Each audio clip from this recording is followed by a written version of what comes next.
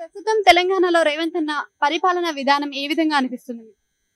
బాగానే ఉన్నది.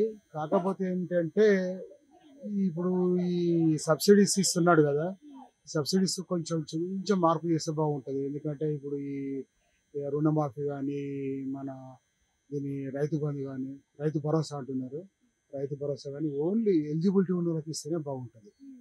ఈ మన ఫ్రీ బస్సెస్ కూడా ఎలిజిబిలిటీ ఉన్న వాళ్ళకి ఇస్తే బాగుంటుంది.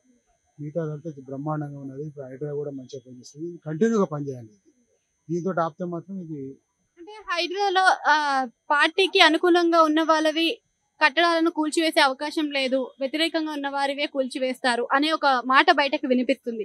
దాంట్లో ఎంతవరకు నిజం ఉందంటారు? ఎస్ ఎస్ అదైతే ఉన్నది. కానీ అట్లా ఉంటే మాత్రం తను ఫెయిల్ అయిపోతాడు. ఒకవేళ ఆ రకంగా లేకుండా చేస్తే మాత్రం బ్రహ్మాండమైన సక్సెస్ ఉంటుంది. 100 ఏళ్ళు కాదు, 500 ఏళ్ళు గుర్తుంచుకుంటారు. సో ఇదే విధంగా చూసుకున్నట్టయితే మనకి మంత్రి మల్లారెడ్డి పేర్లు బాగా వినిపిస్తున్నాయి. అక్రమ కట్టడాల్లో ఆయనకి ఎక్కువ ఆస్తులు ఉండడంతో ఎక్కువ ఉన్నాయి, ఆయనవి కూల్చివేసే అవకాశం ఉందా లేదా మీరేమనుకుంటారు? ఉండాలి. ఎందుకంటే మల్లారెడ్డి కాదు, మల్లారెడ్డి ఉన్నది, పల్లారాజశేఖర్ ఉన్నది, ఓవైసీకి ఉన్నాయి, వీళ్ళందరినీ. ఎందుకంటే మనం పార్టీలకు అతీతంగా చేసుకోవాలి. ఓన్లీ కాంగ్రెస్ పార్టీలో కూడా చేయాల్సిన అవసరం కూడా ఉంది.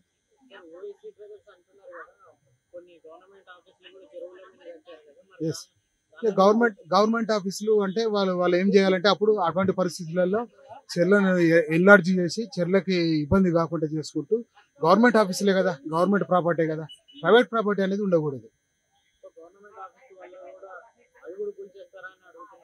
గవర్నమెంట్ ఆఫీసులు కూల్చేయకూడదు. 80% ఎందుకు కూల్చేయాలా? గవర్నమెంట్ మన ల్యాండే కదా, గవర్నమెంట్ ల్యాండే కదా, గవర్నమెంట్ ల్యాండ్ కాబట్టి కూల్చేయాల్సిన అవసరం లేదు. కంపల్సరీ దాంట్లో ఎఫ్టీఎల్లో ఉంటే మాత్రం ఎఫ్టీఎల్లో ఉండి ఫుల్ ట్యాంక్ లెవెల్లో ఉంటేనే,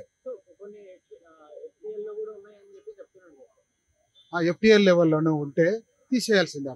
అప్పుడు గవర్నమెంట్ ఆఫీసులు ఇంకా దాన్ని పరిస్థితి బట్టి తీసేస్తే బాగుంటుంది. అది ఎందుకంటే అది కూడా ప్రభుత్వ ఆస్తి కాబట్టి.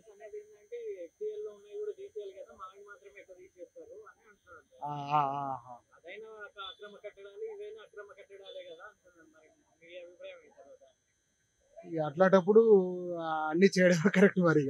ఎందుకంటే ప్రతి ఒక్కరు చేయడమే కరెక్ట్. కాకపోతే ప్రభుత్వ ఆస్తులు చాలా తక్కువ ఉంటుంటాయి. 100లో 10% ఉంటే మా ఎక్కువ. కాబట్టి అది పోయినా మంచిదే, కానీ అందరు తీసేయాలి. ఒక ఓవైసీనే కాదు, అందరూ, ఈవెన్ కాంగ్రెస్ పార్టీలో తీసేయాల్సింది. Thank you.